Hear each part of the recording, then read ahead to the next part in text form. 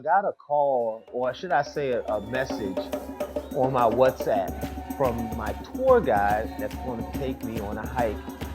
And this man said he's coming to pick me up at 5 in the morning. I was like, yeah, damn, I didn't think about it like that because, to be honest with you, this was my first real hike. And man, this easily was probably the best activity for me during this trip. Now, it won't be the same for everybody because you got to be kind of have some level of fitness to do this, some level of cardio to do this. But this was such one of the most rewarding experiences for me during this trip. The hike started, we got to the foot of the mountain, the foot of Table Mountain at about 5:30 in the morning, and we got to the top, I would say around 10ish. So it was about a 4-hour hike of flat to rocky flat to pitches where you basically go straight up and had to climb over to obstacles where you kind of crawling on your hands and feet. Man, this was such a rewarding experience. And no, we didn't come back down because I didn't want to do that. So we definitely took the lift back down, but it was an experience. Now, mind you, I chose to do Table Mountain as I wanted that experience, but they had Lion's Head, which is a shorter mountain, and it's an easier trek. So if you don't want that adventurous type of thing, it is another option, and I would encourage you to do it. I mean, and I've learned it's men and women of all ages, all sizes that did it.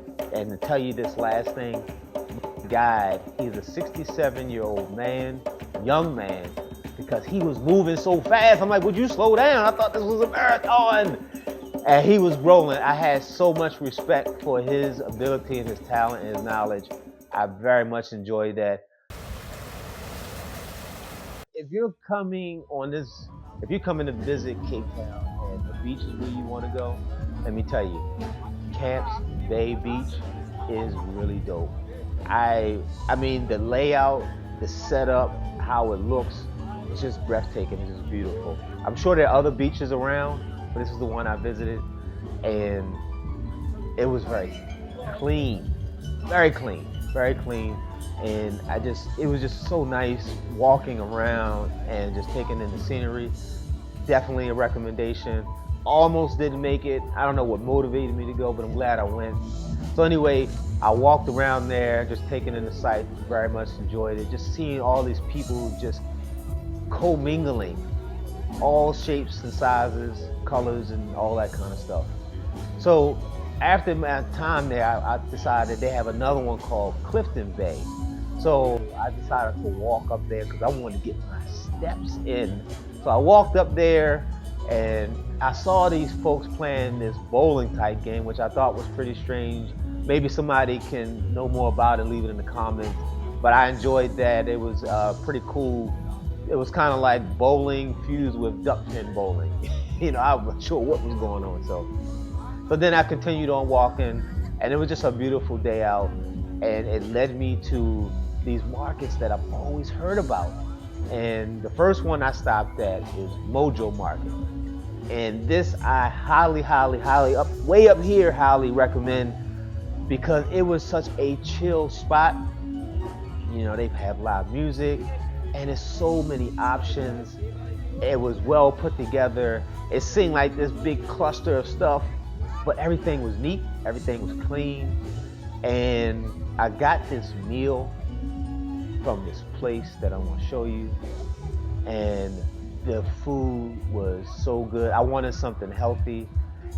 I believe it was 120 Rand, that translated into like US $5 or $6.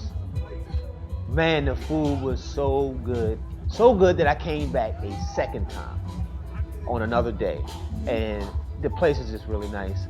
So after I left there, went and found me another Uber, or I think I would use the boat, and I went to Old Biscuit Market. And this place was super dope as well.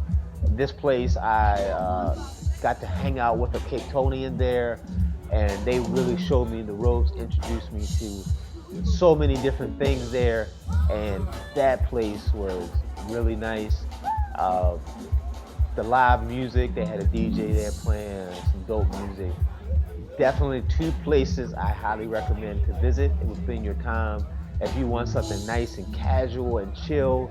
And the food was very, very affordable. It's not going to break the bank at all. So give it a look. A part of my research, I realized that South Africa is known for its wine estates and its vineyards.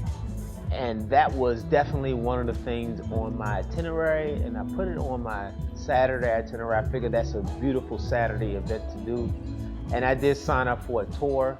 My tour guide, his name was Max. He was amazing. He kept the energy up from one transition to the other, just having conversation, just breaking down. I mean, the man was super knowledgeable, and I was blessed to be in good company during this. The group had such a great time.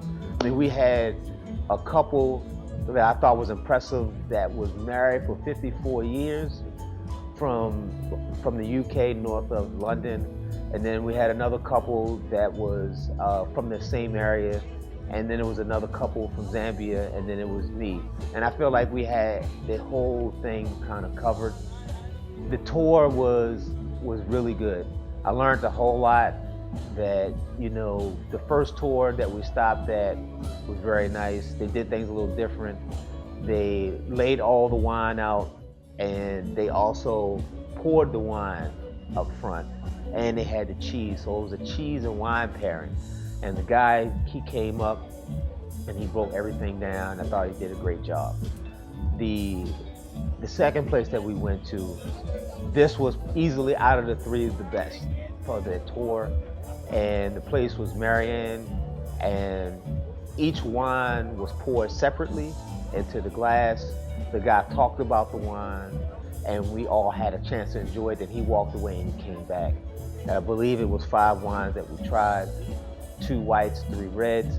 This is the one place that I did actually walk away with one, and I'll show it to you. I very much enjoyed it. It was really good, and it was interesting to learn that this particular wine was chosen back in 2004 to be served to the Queen of London, I guess, or Queen of England, and it was the only one, maybe one other one from the same vineyard from all of South Africa for that particular event. And I didn't choose it just because of that, but it really was pretty tasty. And they did a meat pairing, and the meat pairing was the springbok, kudu, and beef meat, which I would feel came from a cow or something like that.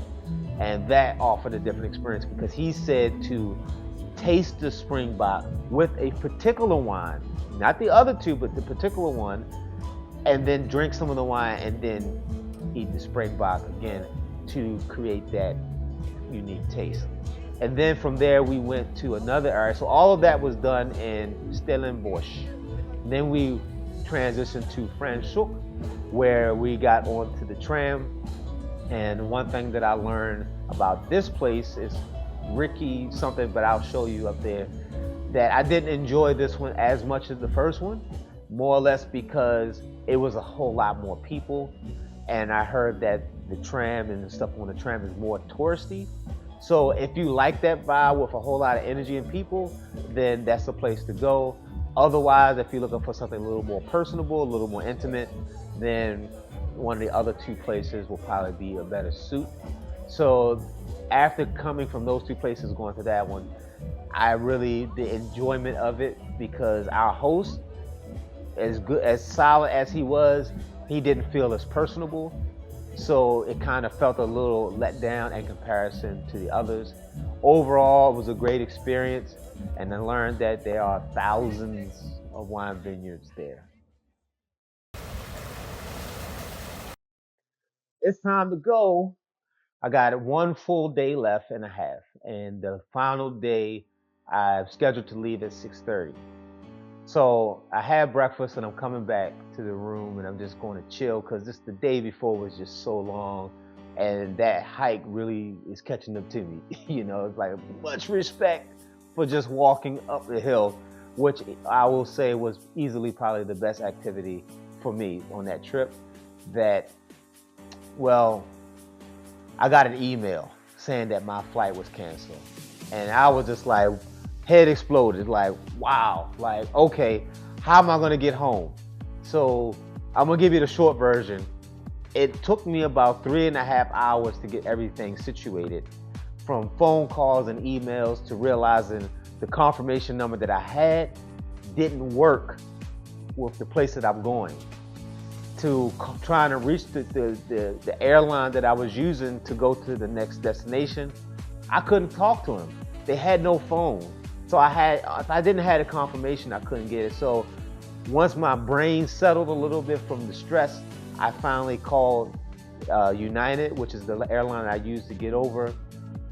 And after going over a few hoops, the second lady that I spoke to, she found the confirmation number, which I had two of them, but she found the confirmation number and I plugged it in and I was able to secure a place. As a result of that, instead of leaving the next day at 6:30, my flight wasn't until 11 p.m.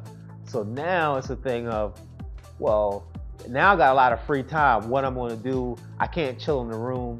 At checkout time at 11, it's like, okay, I lose the option of showering and all that stuff. So it's good to express what's going on with you. And that's the big lesson from this. I went down there and I talked to the people about my situation, and instantly, I'm talking about as soon as I put a period on that sentence, they was like, well, we can get you over to the spa if you want to freshen up, do all this other stuff. And that right there took a heavy weight off my shoulders that allowed me to change clothes and be able to, that way, because, when you leave, I'm going to be in that same outfit for almost the next 30 hours.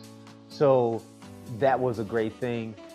And that allowed me to do something more.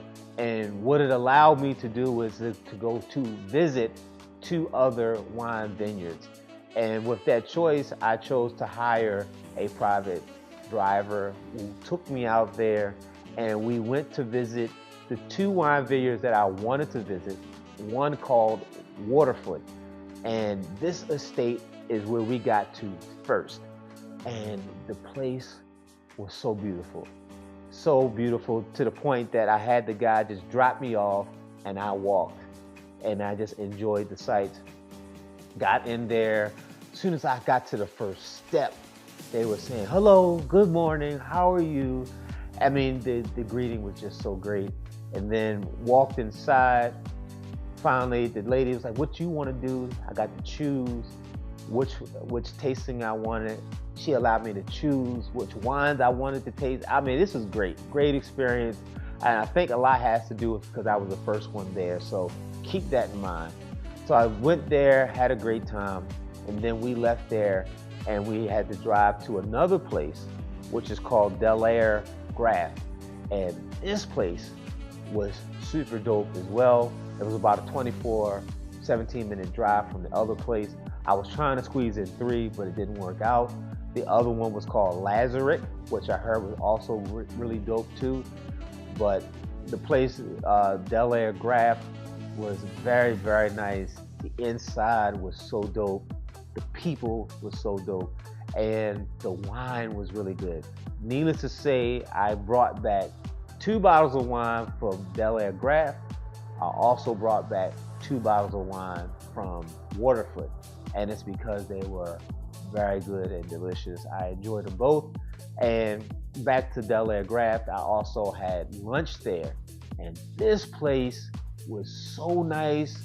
The view of the food area, the meal itself.